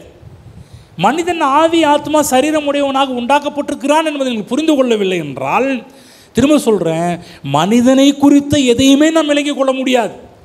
அப்போ மனிதனை குறித்த காரியத்தை விளங்கிக் கொள்ள வேண்டும் என்றாலும், வேதம் சொல்கிற காரியத்தை விளங்கிக் கொள்ள வேண்டும் என்றாலும், நான் சொல்கிறேன், உங்களை நீங்கள் புரிந்து கொள்ள வேண்டும். உங்களை கர்த்தர் எப்படிப்பட்டவர்களாக உருவாக்கி வச்சிருக்கிறாரு, மனிதன் எப்படிப்பட்டவன், அவனுடைய தன்மை என்ன, அவனுடைய பிரச்சனைகள்லாம் எங்கேருந்து உருவாகிறது என்பதை புரிந்து கொள்ளணும். என்றால் அவன் ஆவி ஆத்மா சரீரம் உடையவன் என்பதை நீங்கள் புரிந்து கொண்டால்தான் அவன் பிரச்சனை எங்கே ஸ்டார்ட் ஆகுதுன்னு தெரியும். அவன் பிரச்சனை சரீரத்தில் ஸ்டார்ட் ஆகுதா, அவன் பிரச்சனை மனதில் ஸ்டார்ட் ஆகுதா என்பதெல்லாம் புரிந்து கொள்ள முடியும். அவனுடைய ஆவி எப்படிப்பட்டதாக இருக்குது, நியூ கிரியேஷன், புது சுஸ்வியாக இருக்கின்றது. ஆகவேதான் பாருங்கள், இன்றைக்கு உலகத்தில் மக்கள் உலகத்தில் எழும்புகின்ற எல்லா பிரச்சனைக்கும் பதிலை தேடி கண்டுபிடிச்சிட்டு இருக்கிறாங்க, அலசி ஆராய்கிறார்கள். இந்த பிரச்சனை ஏன் வந்துச்சு, அந்த பிரச்சனை ஏன் வந்துச்சு. இன்னும் சொல்ல போனால் ஃபேமிலி ப்ராப்ளம், குடும்ப பிரச்சனை எங்கேருந்து உருவாகுது, வேலையில் பிரச்சனை எங்கேருந்து உருவாகுது. சொல்லட்டுங்களா, இந்த உலகத்தில் பிரச்சனைகள் இல்லாத ஒரு இடம் கிடையாது, எல்லா இடத்துலையுமே பிரச்சனை இருக்குது. இந்த பிரச்சனை எங்கிருந்து உருவாகிறது என்பதை புரிந்து கொள்ள வேண்டும் என்றால், நீங்கள் ஆவி ஆத்மா சரீரத்தை உடையவர்கள் என்பதை புரிந்து கொண்டால் மட்டும்தான் இந்த பிரச்சனை எங்கே ஸ்டார்ட் ஆகுது, அந்த பிரச்சனை எங்கே ஸ்டார்ட் ஆகுது, ஆரம்பிக்கிறது என்பது உங்களுக்கு புரிய ஆரம்பிக்கும். ஆகவே மனிதன் வெறும் மூளை அறிவும் சரீரமும் உடையவும் மட்டுமல்ல. ஏன்னா பாருங்கள், தியாலஜிக்கல்ல என்ன ஒரு ப்ராப்ளம் அப்படின்னா, தியாலஜிக்கல் என்ன சொல்கிறாங்க, ஒரு சில செமினரிஸ் என்ன சொல்கிறாங்கன்னா, மனிதனுடைய இந்த முத்தன்மையில், மனிதனுடைய இந்த ஆழ்த்துவம் 3 பார்ட்டில் என்ன சொல்கிறாங்கன்னா, ஒரு குரூப் என்ன சொல்கிறாங்கன்னா, மனிதனை 2 பார்ட்டாக பிரிக்கிறாங்க. இல்லைங்க, மனுஷன் ஆவி ஆத்மா ஒன்றாக இருக்கிறான், சரீரம் உடையவனாக இருக்கிறான், 2 பகுதி மட்டும்தான் அவனுக்குள்ளே இருக்கிறது என்று சொல்கிறார்கள். ஆனால் வேதம் மனிதன் 2 பகுதிகளாக இருக்கிறான் என்று சொல்லவில்லை, மனிதன் 3 பகுதிகளாக இருக்கிறான் என்று வேதம் சொல்லுகின்றது. திரும்ப சொல்கிறேன், மனிதன் வெறும் சரீரம் மட்டும், நீங்கள் பார்க்குற இந்த சரீரம் மட்டும் அல்ல. பக்கத்தில் சொல்லுங்கள், தட்டி சொல்லுங்கள், ஏங்க நீங்கள் பார்க்குற இந்த சரீரம் நான் கிடையாது, இது மட்டும்தான் நான் என்று அல்ல. நல்லா புரிஞ்சுங்க, இது மட்டும்தான் நான் என்று அல்ல. நீங்கள் பார்க்குற இந்த சரீரம் மட்டும்தான் நான் என்று அல்ல.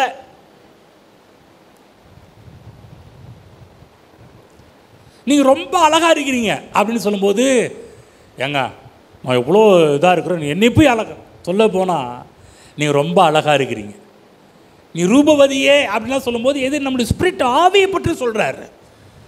நம்ம என்ன பண்ணுறோம், எப்போதுமே இந்த சரீரத்தை பார்த்து கொண்டு, இப்போ பாரு நான் கருப்பாக இருக்கிறேன், என் மூக்கு பாரு எப்படி இருக்குது, என் உதடு பாரு எப்படி இருக்குது, என் காது பாரு எப்படி இருக்குது, என் கை பாரு எப்படி இருக்குது, என் காலு பாரு எப்படி இருக்குது, நான் எவ்வளவு அருவருப்பு. எப்போதுமே நீங்கள் உங்கள் சரீரத்தை பார்த்து தான் நீங்கள் யாருன்றதை எடை போடுகிறீர்கள்.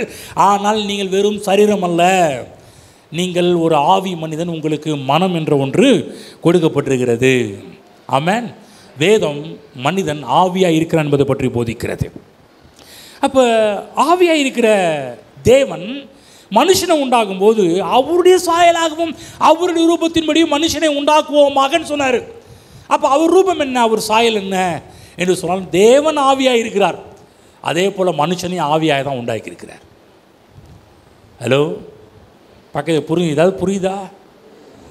இல்லை புரிஞ்ச மாதிரி இருக்குது, என்னமோ போய் சொல்கிறாருங்க, என்னமோ சொல்ல வேண்டியது இருக்குதுங்களா? பரவாயில்ல, கேளுங்க.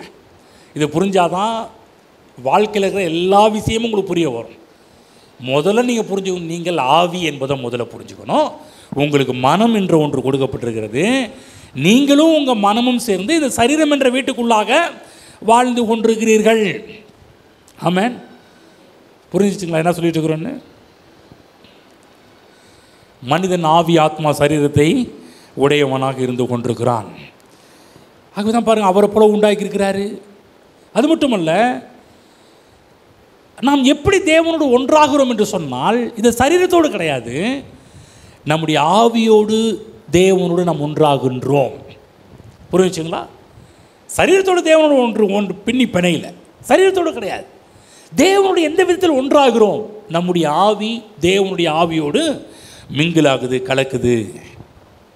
புரிஞ்சுங்களா? நம்முடைய ஆவியோடு தேவன் ஆவியாக இருக்கிறார்.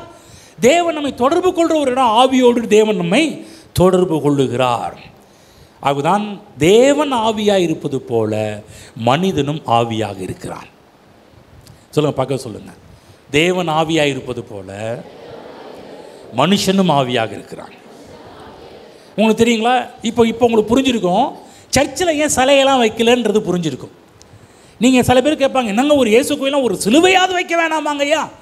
அதெல்லாம் சிலுவை வைக்கிறது தப்புன்னு நான் சொல்ல வரல. சிலுவை வைக்கலாம், ஒரு ஐடென்டிஃபைக்காக சிலுவை வைக்கலாம், தப்பு கிடையாது. அதெல்லாம் ஆனால் இங்கே நீங்கள் உள்ளே பார்த்தாலே எங்கே மற்ற கோயிலெலாம் போனால் சுரூபம் இருக்குது, தொட்டுக்கும் போடலாம், மாலை போடலாம், அதுக்கு ட்ரெஸ்ஸை மாட்டலாம், ஏதாவது ஒரு பண்ணாலே ஒரு மதம் மாதிரி இருக்கும். நீங்கள் உள்ளே நுழையும் போது தெரியும். ஏன் என்னைக்காவது நீங்கள் யோசித்து பார்த்துருக்கிறீங்களா? ஏங்க இந்த சபைக்குள்ளே எந்த ஒரு சொரூபமும் கிடையாது, எந்த ஒரு சிலையும் இல்லை, விக்கிரமும் இல்லை என்பதை யோசித்து பார்த்துருக்கிறீங்களா? பக்கத்தில் யோசித்து பார்த்துருக்கீங்களா? யோசித்து பார்த்துருக்கீங்க. ஏன் உள்ளே வரும்போது எங்கள் மற்ற கோயிலுக்கு போனால் ஒரு சாமின்னு சொல்லக்கூடிய அளவுக்கு ஒரு சிலை இருக்குதே, நம்ம இயேசு கோயிலுக்கு உள்ளே வந்தால் சாமின்னு ஒன்றுமே இல்லையே என்றைக்காவது நீங்கள் யோசித்து பார்த்தது உண்டா? இல்லை பக்கத்தில் கேட்டிருக்காங்களா? என்னங்க தொட்டு கும்பலான்னு பார்த்து தொட்டு கும்புறதுக்கு ஒரு இடமுமே இல்லையா ஐயா, ஒரு சிலுவை கூட இல்லையா தொட்டு கும்புறதுன்னு கேட்டிருக்கீங்களா? இப்போ புரியுங்க.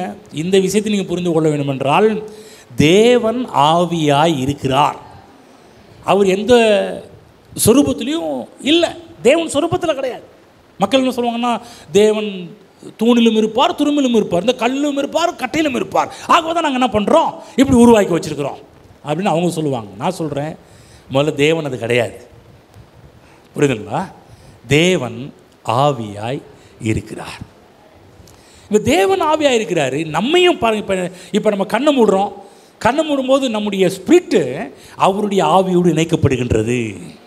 நம்ம கண்ணு மூடி ஆண்டவரே நீர் நல்லவர்னு சொல்லும்போது, இப்போ துதிக்கும் போது யாரோடு நீங்கள் எதோடு மிங்கிள் ஆகுறீங்க, எதோடு இணைக்கப்படுகிறது? உங்கள் ஆவி தேவ ஆவியோடு கனெக்ட் பண்ணப்படுகிறது. தேவன் பரலோகத்தில் இருக்கிறார், பரலோகத்தில் இருக்கிற எப்படிங்க இங்கே கனெக்ட் பண்ண முடியும்? யோசிச்சு பார்த்து, பரலோகத்தில் இருக்கிற கடவுள் எப்படி இங்கே கனெக்ட் பண்ண முடியும்? எப்படி கனெக்ட் பண்ண முடியும்னா, உங்களுடைய ஆவியோடு தான் தேவன் கனெக்ட் பண்ணுகிறார், தொடர்பு கொள்ளுகிறார். ஆமென். புரிஞ்சுச்சுங்களா? அப்போ மனிதன் தேவனோடு ஐக்கியம் கொள்ளும்படியே மனிதன் உண்டாக்கப்பட்டிருக்கிறான். புரிஞ்சுச்சுங்களா? சொல்கிறோம் இல்லையா, தேவனோட ஐக்கியமாக இருங்க. ஒரு இடத்துல சொல்கிறார்ல, இப்போ யோவான் சொல்வார், எங்களுடைய ஐக்கியம் பிதாவோடும் அவருடைய குமாரனாகி கிறிஸ்துவோடும் இருக்கிறதுன்னு சொல்கிறார். அப்போ எந்த விதத்தில் சொல்கிறாரு?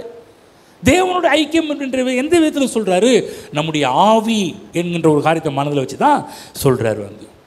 திரும்ப சொல்கிறேன், நாம் ஆவி மனிதர்கள், நமக்கு மனம் கொடுக்கப்பட்டிருக்கிறது. மண்ணினால் உருவான இந்த சரீரத்துக்குள்ளாக இப்போ நான் வாழ்ந்துகிட்டு இருக்கிறேன். புரிஞ்சுங்களா? நீங்கள் இப்போ எங்கே வாழ்கிறீங்க? இந்த சரீரம் இந்த மண்ணில் வாழ்வதற்காக கொடுக்கப்பட்ட ஒரு வீடு, தற்காலிக வீடு. நிரந்தர வீடு நித்தியமாக நம்ம என்ன பண்ணோம்? கடவுளோடு கூட நித்தியமாக அங்கே போய் வாழ்வோம். இந்த வீடு எந்த வீடு? இந்த சரீரம் என்று சொல்லக்கூடிய வீடு இந்த உலகத்தில் நாம் வாழ்வதற்காக கொடுக்கப்பட்ட ஒரு வீடு. யார் வாழ்கிறதுக்காக? நான் வாழ்கிறதுக்காக. நான் யார்? இப்போ நீங்கள் நீ பார்க்குற சரீரம் நான் கிடையாது. ஒரு ஐடென்டிஃபைக்கு சரீரம் ஒரு தோற்றத்துக்கு இவர் தான் சொல்ல முடியும். ஆனால் உள்ளே இருக்கிற நான் வேற ஆள். புரிஞ்சுங்களே? சில பேர் சொல்லுவாங்க, டே உள்ளே இருக்கிற சிங்கத்தை தட்டி சொல்லியிருக்காங்களே. சில பேர் சொல்லியிருக்கிறாங்க, உள்ளே இருக்கிற சிங்கத்தை எப்படி சொல்லுவாங்க? அதை சொல்லுங்கள், நீங்கள் சொல்லுங்கள், எப்படி சொல்லுவாங்க? தூங்கிட்டு இருக்கிற சிங்கத்தை தட்டி எழுப்புனா அவ்வளோதான். சில பேர் சொல்லுவாங்க, இதுவரை என் முகத்தை பார்த்துருப்பேன், எனக்கு இன்னொரு முகம் இருக்குது. எங்கள் அட கேட்டுருக்கீங்களா? இல்லாமல் கேட்காத மாதிரிலாம் காலையில் உட்காந்து இது பண்ணிட்டு இருக்கிறீங்க. சொல்லுவாங்க, நீ இந்த முகத்தை பார்க்குற, எனக்கு இன்னொரு முகம் இருக்குது அப்படின்னுவாங்க. அவங்கள அறியாமலே எல்லாரும் என்ன சொல்கிறாங்கன்னா, அவங்க ஸ்பிரிட்டை பற்றி பேசிகிட்டு இருக்கிறாங்க, அவர்கள் ஆவியை பற்றி பேசிக்கிட்டு இருக்கிறாங்க. நான் திரும்ப சொல்கிறேன், நீங்கள் ஒரு ஆவி, உங்களுக்கு மனம் இருக்கிறது. ஆவியும் மனமும் சேர்ந்து இந்த மண்ணிலிருந்து உண்டான சரீரத்தில் நீங்கள் வாழ்ந்து கொண்டிருக்கிறீர்கள். வேதம் இதை பற்றி என்ன சொல்லுது? 1 தெசலோனிக்கர் போவோம், 5ஆம் அதிகாரம் 23ஆம் வசனம் படிங்க பார்க்கலாம். ஒரு 2 வசனம் சொல்லி முடிச்சுட்டு நம்ம தொடர்ந்து நம்ம ஜெபம் பண்ண போகிறோம். முதலாவது நம்மை பற்றி தான் நம்முடைய நிலைமை என்ன படிப்போம். 1 தெசலோனிக்கர் 5ஆம் அதிகாரம் 23ஆம் வசனம் படிங்க பார்க்கலாம். ஆமாம், படிங்க.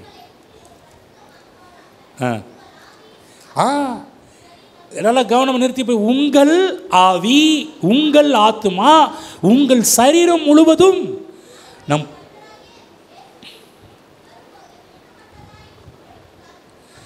ஆமென். அழகா பவுல் எழுதி வச்சிருக்கிறார், உங்கள் ஆவி, ஆத்துமா, சரீரம். ஆமென். சொல்லுங்க, என் ஆவி, ஆத்துமா, சரீரம். ஆமென்.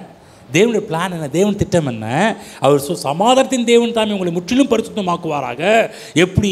உங்கள் ஆவி, உங்கள் ஆத்துமா, உங்கள் சரீரம் முழுவதும் நம்முடைய கர்த்தராகிய இயேசு கிறிஸ்து வரும்போது குற்றமற்றதாக இருக்கும்படி காக்கப்படுவதாக என்று நாம் பார்க்கிறோம். அப்போ வேதமே சொல்லுது, மனிதன் முக்கூறுகளாக உண்டாக்கப்பட்டவன். என்னென்ன பகுதி? மனிதன் ஆவி, ஆத்மா, சரீரம் உடையவன். சரி, 4 எபிரேயர் 4ஆம் அதிகாரம் 12ஆம் வசனம் போங்க. அங்கேயும் மனிதனுடைய 3 பகுதிகளை பற்றி பார்க்க ஆரம்பிக்கிறோம். எடுத்து படிப்போம். மனிதனுடைய 3 பகுதிகள். 4:12 தேவனுடைய வார்த்தையானது ஜீவனும் வல்லமை உள்ளதாயும் கருக்கானதாயும். இந்த இடத்துல பாருங்க, தேவனுடைய வார்த்தை ஆத்துமாவையும் ஆவியையும், அப்புறம் கணுக்களையும் ஊனையும் பிரிக்கத்தக்க உருவ குத்துகிறதாயும், இருதயத்தின் நினைவுகளையும் யோசனைகளையும் வகையறுக்கிறதாயும் இருக்கிறது. அப்போ தேவனுடைய வார்த்தை மட்டும்தான் நமக்கு என்ன சொல்றதுன்னா, ஒரு மனிதனுடைய ஆவி என்ன, அவனுடைய ஆத்மாவை பிரிக்குது. ஆவியை பிரிக்குது, ஆத்மாவை பிரிக்குது, அவனுடைய கணுக்கள் சரீரத்தை பிரிக்குது. இங்கே பார்க்குறோம், ஒரு மனிதன் ஆவி, ஆத்மா, சரீரம் உடையவனாக உண்டாக்கப்பட்டிருக்கிறான் என்று சொல்லி. அப்போ இதை பிரித்து காட்டுவது என்ன? நமக்கு ஆவி இருக்குது, நமக்கு ஆத்மா இருக்குது, நமக்கு சரீரம் இருக்கிறது என்பதை 3ஐயும் பிரித்து காட்டக்கூடியது தேவனுடைய வார்த்தையானது. ஆமென். ஜீவனும் வல்லமையுடையது. இந்த வார்த்தை தான் ஒரு மனிதனை பற்றி அழகாக காண்பிக்கிறது. மனிதனுடைய தன்மை, அவன் ஆவி, ஆத்மா, சரீரம் உடையவனாக உண்டாக்கப்பட்டிருக்கிறான் என்று சொல்லி. கவனமாக கேளுங்க தேவ பிள்ளைகளே, நம் கிறிஸ்துவுக்குள் புது சிருஷ்டியாக இருக்கிறோம் என்று சொல்லும்போது எதில்னா நம்முடைய ஆவியில். ஆமென். ஒரு வசனம் சொல்லி மட்டும் நான் முடிக்கிறேன். அன்னைக்கு பிலிப்பியர் 1ஆம் அதிகாரம் 23ஆம் வசனம் படிங்க. பிலிப்பியர் 1:23 படிங்க. பிலிப்பியர் 1:23 அங்கே பவுல் பாருங்க, அழகா பிரிக்கிறார் பாருங்க. இவ்விரண்டினாலும் நான் நெருக்கப்படுகிறேன். தேகம் என்றால் என்ன? இந்த சரீரம். இந்த சரீரத்தை விட்டு, இந்த உடம்பை விட்டு பிரிந்து, கவனமாக பவுல் அழகாக சொல்ல பாருங்க. இன்னும் ஷார்ட்டாக சொல்ல போனால், நான் செத்து பிற்பாடு கர்த்தரோடு இருக்கிறதுக்கு எனக்கு ஆசை இருக்குது. என்ன சொல்ல, இந்த தேகம் என்றால் என்ன? உச்சந்தலேருந்து உள்ளங்கால் வரைக்கும் நம்முடைய சரீர பகுதியில் இந்த உடம்பு, இந்த தேகம் என்று சொல்லக்கூடிய இந்த உடம்பை விட்டு பிரிந்து கிறிஸ்துவுடனே கூட எனக்கு ஆசை உண்டு. அது அதிக நன்மையாக இருக்கும். இல்லையா? எல்லோரும் அப்படி தானே? நீ செத்து பரலோகத்துக்கு போனால் எல்லாருக்கும் ரொம்ப அங்கே ஆசை இருக்காதா? எல்லாருக்கும் ஆசை இருக்குது. திரும்ப சொல்கிறேன், எல்லாருக்கும் பரலோகத்துக்கு போகிறது இன்றைக்கி. ஆண்டவரே, இன்றைக்கி நீங்கள் வந்தால் கூட ஸ்தோத்திரம் ஆண்டவரே. நிறைய நேரத்தில் பாருங்கள், கிறிஸ்தவர்கள் ஞாயிற்றுக்கிழமை எனக்கு நான் இயேசு கிறிஸ்து ஏற்றுக்கொண்ட நாட்களில் ஞாயிற்றுக்கிழமை சர்ச்சை தவற விடக்கூடாதுன்றதுக்கு முக்கியமான ஒரு காரணமே என்ன சொன்னாங்கன்னா, ஓய்வு நாளில் தான் கர்த்தர் வருவார்ன்றது அதிகமாக டீச் பண்ணாங்க. ஏனென்றால் ஓய்வு நாளில் தான் எவ்வளோ பேர் ஆவிக்குள்ளானார்கள் என்பதில் பற்றில வேதம் அதிகமாக போதிக்கிறதுனால ஞாயிற்றுக்கிழமை ஆராதனை மிஸ் பண்ணிடாதப்பா. ஏன்னா ஞாயிற்றுக்கிழமை தேவன் இந்த ஓய்வு நாளில் வருவார். ஒருவேளை அந்த டைமில் நீ கைவிடப்பட்டதை கண்டிப்பாக சர்ச்சுக்கு வாண்டுருவாங்க. நீ உங்களை பயமுறுத்த சொல்ல, கண்டிப்பாக ஞாயிற்றுக்கிழமை மிஸ் பண்ணிடாதீங்க. ஆமென். ஒருவேளை தேவன் ஞாயிற்றுக்கிழமை இந்த நேரத்தில் நம்மளை தூக்கிட்டு போனாலும் தூக்கிட்டு போகலாம். ஒரு நாள் வரும், ஞாயிற்றுக்கிழமை நிறைய இடத்துல சர்ச்சு காணாமல் போகும். இன்னங்க இந்த சர்ச்சில் ஆளே காணா. இல்லைங்க, அவங்க எடுத்துக்கொள்ளப்பட்டார்கள். தேவன் அவர்களெல்லாம் எடுத்து கொண்டு போயிட்டாருன்ற ஒரு ரிப்போர்ட்லாம் வராருங்க. சரி, இவர் சொல்கிறார், என்ன சொல்கிறாருன்னா, என் தேகத்தை விட்டு பிரிந்து. அப்போ என்ன, இப்போ இந்த இடத்துல நீங்கள் படிக்கும்போது புரியுது. சொல்கிறாருன்னா என்ன சொல்கிறாரு? தேகத்தை விட்டு பிரிந்து கிறிஸ்துவுடனே கூட இருக்க எனக்கு ஆசை உண்டுன்றாரே. அப்போ என்ன சொல்ல, இதிலே புரியுது. எனக்கு ஆசை உண்டுன்னா யாரை? சரீரத்தை பற்றி சொல்கிறாரா? எனக்கு ஆவியை பற்றி சொல்கிறாரு. எனக்கு ஆசை உண்டு, அது அதிக நன்மையாக இருக்கும். அப்படி இருந்தும் நான் சரீரத்தில் தரித்திருப்பது உங்களுக்கு அதிக சொல்கிறாரு. எனக்கு ஆசை தான், பரலோக இப்போ செத்து பரலோகத்துக்கு போனால் ரொம்ப சந்தோஷம்தான். ஆனால் இன்றைக்கி நான் இருப்பது உங்களுக்கு அவசியம், அதிக அவசியம். பக்கத்தில் சொல்லுங்கள், நான் இன்றைக்கி இருக்கிறது உங்களுக்கு அவசியங்க. சொல்லுங்கள், நான் இருக்கிறது அவசியம். சொல்லுங்கள், நான் பரலோகத்துக்கு போகிறது எனக்கு சந்தோஷம். சொல்லுங்கள், நான் பரலோகத்துக்கு போகிறது எனக்கு சந்தோஷம், எனக்கு ரொம்ப நல்லாயிருக்கும். ஆனால் இன்றைக்கி நான் இருக்கிறது உங்களுக்கு தேவை. ஆமென். புரியுதுங்களா? அப்போ பவுல் சரீரத்தை தான் வசிக்கும் ஒரு கூடாரமாக, ஒரு வீடாக மட்டுமே அவர் பார்க்கிறார். மனிதன் சரீரத்திலே வாழுகிறான். ஆகவே அவன் வெறும் சரீரம் மட்டும் அல்ல, புரிஞ்சுக்கணும். இப்போ இந்த ஆவி மனிதனுடைய சரீரத்தை விட்டு வெளியேறும்போது இந்த சரீரம் சடலமாக மாற்றப்படுகிறது. சடலம் என்றால் என்ன? ஒரு பிணமாக, இறந்து போன ஒரு காரியமாக மாற்றப்படுகிறது. அப்போ நல்லா புரிஞ்சுக்கணும், ஆவியாக இருக்கிற மனிதன் சரீரத்தை விட்டு வெளியேறுகிறானே ஒழிய அவன் மரிப்பது இல்லை. சொல்லுங்கள், நீங்கள் மரிப்பது இல்லை. ஏன்? இந்த பூமியில் வாழ்கிறவர்களும் இந்த சரீரத்தில் இந்த வீட்டில் குடியிருக்கிறோம். ஆனால் இறந்த பிற்பாடு அடுத்தது அந்த வீட்டுக்கு உடனே ட்ரான்ஸ்ஃபர் ஆகிடும். இன்றைக்கி வீடு காலி பண்ணுறது எவ்வளோ கஷ்டம் தெரியுங்களா? ஒரு இடத்துல ஒரு பொருளை கொண்டு போய் வைக்கிறதுக்குள்ளே படுற பாடு. வீடு அடிக்கடி காலி பண்ணுற எனக்கும் உங்களுக்கு தான் தெரியும் அது எவ்வளோ பாடுன்னு சொல்லிட்டு சொந்த வீட்டுக்காரங்களுக்கு தெரியாது. ஆனால் அடிக்கடி வீடு மாத்திர எங்களுக்கும் இங்கே இருக்கிற உங்களை போன்ற சில ஆட்களுக்கும் தெரியும் எவ்வளோ பிரச்சனை, எவ்வளோ இது. ஆனால் ஒரு நாள் நம்ம எல்லாருமே வீடு காலி பண்ண போகிறோம். சொல்லுங்கள், எல்லாரும் வீடு காலி பண்ண போகிறோம். நாம் இந்த வீட்டை காலி பண்ண போகிறோம். ஆகவே இந்த வீட்டுக்கு நல்லா வச்சுக்கிங்க. ஆனால் இந்த வீட்டில் ஏதாவது கொஞ்சம் குறைபாடுகள் இருந்தால் ஃபீல் பண்ணாதீங்க. ஏன்னா அது நீங்கள் கிடையாது. ஒரிஜினல் நல்ல உள்ளே இருக்கிறவங்க தான் ஒரிஜினல். சொல்லுங்கள், இது மேலே சொல்லுங்கள், இப்போ நீங்கள் பார்க்குறது டூப்ளிகேட்டு, உள்ளே இருக்கிற நான் தான் ஏன் ஒரிஜினல். சொல்லுங்கள். ஆகவே யாராவது உங்களை வெளிப்பிரகாரத்தை பார்த்தே தோற்றம் ஏதாவது சொன்னாங்கன்னா உடனே அப்படியே சில பேர் மூஞ்சி பொக்குன்னு போயிடும் இல்லைங்களா? வெளியில் இருக்கிற சரீரத்தை பார்த்து என்ன இப்படி இருக்கிற, என்ன கலர் உனக்கு இப்படி இருக்குது, என்ன உனக்கு அது இப்படி இருக்குது, இது எப்படி இருக்குது, அது வெறும் சரீரம். இன்னும் என் ஒரிஜினாலிட்டி நீ பார்க்கலன்னு சொல்லணும். என் ஒரிஜினல் உள்ளே இருக்கிற ஆவி மனிதன். எழுந்து நிற்போம். மரணம் என்று சொன்னால் பயப்பட வேண்டிய அவசியம் கிடையாது. மரணம் என்று சொன்னால் பிரிவு. என்ன பிரிவு? சரீரத்தை விட்டு பிரிகிறோம். பிரிஞ்சு எங்கே போகிறோம்? ஒரிஜினல் பிளேஸ்க்கு போகிறோம். இப்போ எல்லோரும் வாடகை வீட்டில் இருக்கிறோம். சொல்லுங்கள், இந்த சரீரம் வாடகை வீடு. சொல்லுங்கள், வாடகை வீடு. இந்த பூமியில் குடியிருப்பிறகு தேவன் கொடுத்த வாடகை வீடு. புரியுதுங்களா? ஆனால் ஒரு நாள் ஒரிஜினல் பிளேஸ்க்கு போகிறோம். மகிமையின் சரீரத்துக்குள்ளே உள்ள தேவன் உண்டாக்குன அந்த வீடு கூடாரத்திற்குள் நாம் நுழைய போகின்றோம். அது தேவ பிள்ளை நல்லா புரிஞ்சுக்கிங்க. மனிதன் புது சிருஷ்டியாக இருக்கிறான் என்று சொல்லும்போது அவனுடைய ஆவியிலேயா, அவனுடைய ஆத்மாவிலேயா, அவன் சரீரத்திலேயா என்று பார்க்கும்போது அவனுடைய ஆவியில்தான் புது சிருஷ்டியாக இருக்கிறான் என்பதை நன்றாக புரிந்து கொள்ள வேண்டும். உங்கள் ஆவி மறுபடியும் பிறந்து விட்டது. உங்கள் ஆவி புது இனமாக மாறிவிட்டது. உங்களுடைய ஆவி புது படைப்பாக மாறிவிட்டது. ஆகவும் ஒருவன் கிறிஸ்தவுக்குள் இருந்தால் புது சிருஷ்டி ஆகிறான். பழையவைகள் ஒழிந்து போயின, எல்லாம் புதிதாயின என்று சொல்லும்போது எல்லாமே எங்கே? சில பேர் புது சிருஷ்டி ஆகிட்டான், புது இயேசு கிறிஸ்து ஏற்றுக்கொள்ளும்போது புது சிருஷ்டியாக இருக்கும். புது சிருஷ்டி ஆகிட்டான் போது என்னங்க, நான் நேற்று இருந்த மாதிரி தான் அப்படி இருக்கிறேன், அப்படியே தானே இருக்கிறேன். அவங்க சரீரத்தை பார்த்து சொல்லுவாங்க. இதெல்லாம் அடுத்த வாரம் டீல் பண்ண போகிறோம். புது சிருஷ்டியாக இருக்கிறான் என்றால் எங்கு? ஆவியில். பழையவைகள் ஒழிந்து போன எல்லாம் புதிதாயின. ஓகேங்களா? இதை மட்டும் புரிஞ்சு வச்சுக்கிங்க. அடுத்த வாரத்தில் சில குழப்பத்துக்கு பதில் பார்க்க போகிறோம். இன்றைக்கி நிறைய குழப்பங்கள் இருக்குது. என்ன குழப்பம்? புது சிருஷ்டி அப்படின்னா இன்னும் என் மைண்டு பழசை யோசிக்குதே. சில பேர் நான் யோசித்து பார்த்து, சில பேர் நினைக்கிறீங்களா என்னங்க என் மனம் சில நேரத்தில் உங்கள் மைண்டு கெட்டதெல்லாம் யோசிக்குதா? எங்க யோசிக்குதா? தப்பானது யோசிக்குது, தப்பான வழியில் போக பார்க்குது. இதெல்லாம் மைண்டு, மனம். இந்த சரீரம் கூட பாருங்கள், இந்த கண்ணு பாருங்கள், பல இச்சைகளால் நிரம்பி இருக்குது. ஒரு சில காரியத்தை பார்த்த உடனே அப்படியே கண்ணு வேணுன்றது. அப்போ சரீரம் மாற்றப்படலை, மைண்டும் மாற்றப்படலை.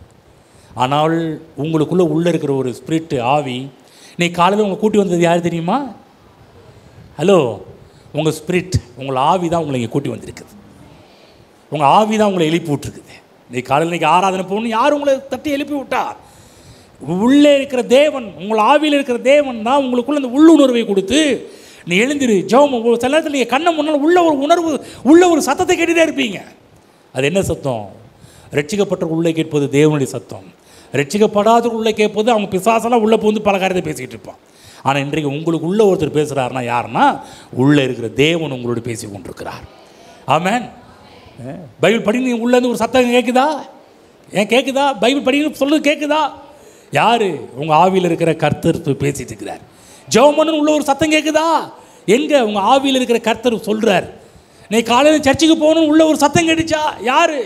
உங்கள் ஆவியில் இருக்கிற கர்த்தர், என்னை ஆராதிப்பதை கிளம்பி போப்பா, எனக்கு மகிமை செலுத்த கிளம்பி போ, சபை கூடுவிடுதலை சிலர் விட்டு விடாதே, போய் நாளை பரிசுத்தமாய் ஆசிரியக்க நினைப்பாயாக என்று சொல்லி உள்ளே இருக்கிற ஆவியில் இருக்கிற என்னுடைய தேவன், நம்முடைய தேவன் நம்மளை கிளப்பி இங்கே அனுப்பி வச்சிருக்கிறார்.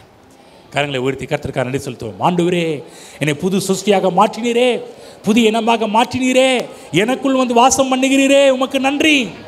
எனக்குள் என் ஆவியிலே வந்து வாசம் பண்ணுகிறேன், உமக்கு நன்றி. ஹல்லேலூயா, ஹல்லேலூயா. இன்றைக்கு கிறிஸ்துவுக்குள் எங்களை கொண்டு போய் வைத்து விட்டதற்காக உமக்கு நன்றி. ஹல்லேலூயா. எங்களுடைய ஸ்தானம் கிறிஸ்துவுக்குள் நாங்கள் இருக்கிறோம், அதற்காக நன்றி ஆண்டவரே, நன்றி ஆண்டவரே.